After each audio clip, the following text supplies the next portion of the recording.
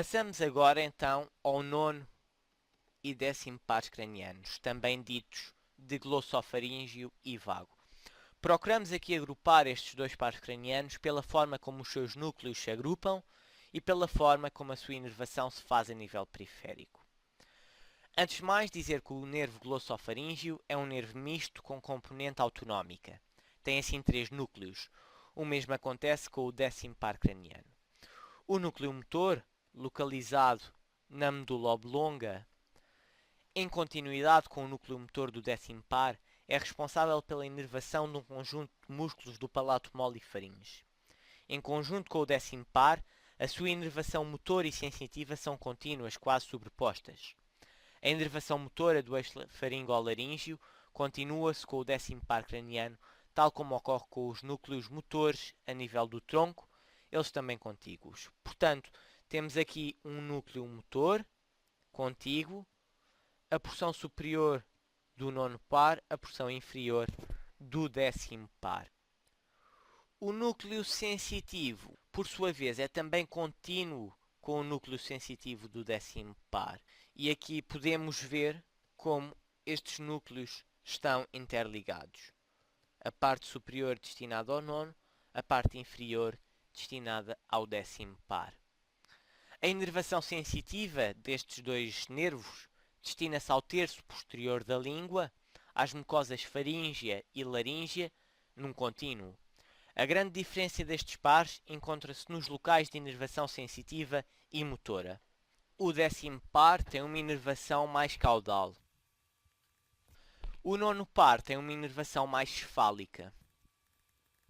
O mesmo acontece se repararmos ao nível dos seus núcleos no tronco encefálico. O nono mais cefálico, o décimo mais caudal. O décimo par tem assim uma inervação ao nível motor da laringe, ao passo que o nono inerva o palato mole. A faringe, que se encontra entre o palato mole e a laringe, é inervada em termos motores por meio de um plexo nervoso que deriva de dependências do nono e décimo pares cranianos simultaneamente. A inervação sensitiva segue o mesmo padrão. A inervação sensitiva e sensorial do terço posterior da língua é dependência quase na sua totalidade do nono par. A inervação sensitiva da laringe é dependência do décimo par. A inervação sensitiva da faringe é dependência do plexo nervoso faríngeo, abordado ainda há pouco. Em termos autonómicos, temos aqui sim grandes diferenças. O núcleo parasimpático do nono par é responsável pela inervação das glândulas parótidas. É dito de núcleo salivar inferior. Por sua vez, o núcleo parasimpático do décimo par é responsável pela inervação parasimpática dos órgãos torácicos e da maioria dos órgãos abdominais, desde o esôfago até ao cólon transverso. E daí é dito de cardio pneumoentérico. Assim, de forma a testar o nono e décimo par, interessa avaliar a sua função motora, que como vimos é em parte sobreponível. Uma forma de avaliar a função destes pares cranianos é pedir ao doente para dizer A. A fonação leva à elevação do palato pela ação dos músculos da faringe. Procura-se neste caso verificar se a elevação é simétrica e com a úvula centrada. Se assim não for, com uma menor elevação de um lado do palato, a úvula desvia para o lado oposto, podemos então inferir que há uma lesão no lado contrário ao desvio da úvula. Portanto, se a úvula desvia para a direita, a lesão é à esquerda. Pelo facto de a laringe ter em termos motores da responsabilidade do décimo par, o aparecimento de disfonia aponta para a lesão deste par craniano. Ainda, a função sensorial do nono par pode ser avaliada por meio do paladar no terço posterior da língua.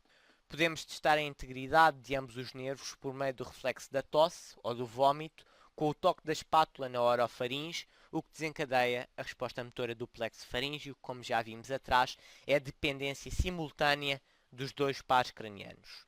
Deixamos aqui de novo uma pequena tabela para sistematização da inervação de cada um destes pares. O nervo glossofaríngeo com a sua inervação motora, sensitiva, e aqui destaca a inervação sensorial para o terço posterior da língua, portanto responsável pelo paladar, e temos também a inervação parasimpática com o núcleo salivar inferior. Depois temos o vago, 10º par, com a sua inervação motora, com a sua inervação sensitiva e com a sua inervação parasimpática pelo núcleo cardiopneumoentérico. De destacar aqui, então, o facto de os músculos faríngeos serem inervados por meio do plexo faríngeo, comum tanto ao glossofaríngeo como ao vago. Faltam-nos então descrever dois pares cranianos, o 11º e 12º pares cranianos, respectivamente nervo acessório e nervo hipoglosso. Descrevem-se aqui os dois em conjunto porque são pares cranianos relativamente simples e, ao contrário dos dois que vimos atrás, que vimos que eram mistos com funções autonómicas, estes são unicamente motores. O 11º par craniano, ou nervo acessório, ao contrário do que seria esperado, apresenta dois núcleos, ambos eles motores. Um localizado na medula oblonga, contínuo com o núcleo motor do 9º e 10º pares, e outro localizado na medula espinhal cervical, entre C1 e C5. Portanto, dois núcleos, ambos motores, um no tronco encefálico, outro a nível medular. As fibras de ambos os núcleos juntam-se inicialmente no 11º par. Posteriormente, dividem-se num ramo interno e num ramo externo. O ramo interno anastomosa-se com o nervo vago, 10º par. Estas fibras são originárias do núcleo localizado na medula oblonga, contínuo com o 10º par, pelo que como que farão parte da inervação destinada já ao 10º. Daí esta zona específica de todo o núcleo ambíguo, este núcleo motor que falamos contínuo do 9º, 10º e 11º pares, se designar por núcleo motor da laringe. O ramo externo, por sua vez, é responsável pela inervação dos músculos esternocleidomastoideu e trapézio. As suas fibras são originárias do núcleo espinhal do 11º par, agora se percebendo o porquê de irem inervar os músculos cervicais.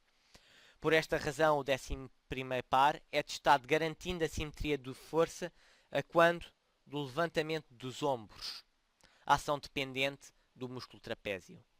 Da mesma forma, podemos testá-lo a partir do movimento de rotação contra a resistência da cabeça óssea sobre o tronco, ação parcialmente dependente do músculo esternocleidomastoideu.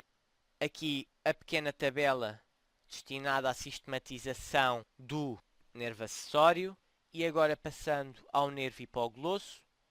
Já reparámos que ele tem unicamente um núcleo, que é um núcleo motor e que se destina única e exclusivamente aos músculos da língua. A avaliação da integridade deste nervo realiza-se assim através da verificação da manutenção da força lingual. O desvio da língua para um lado preconiza a afecção do 12º par desse mesmo lado. E isto acontece porque o músculo genioglosso empurra a língua para diante e para o lado contralateral. Em caso de lesão do núcleo, não existindo este movimento contralateral, a língua desvia para o lado lesado. E aqui é a diferença em relação à úvula. Enquanto que na úvula havia um desvio para o lado são, na língua temos o desvio para o lado lesado. Terminando então assim a avaliação dos pares cranianos e a sua descrição, tentativa de sistematização, iremos então abordar um pequeno caso clínico acerca destes mesmos pares cranianos num outro vídeo.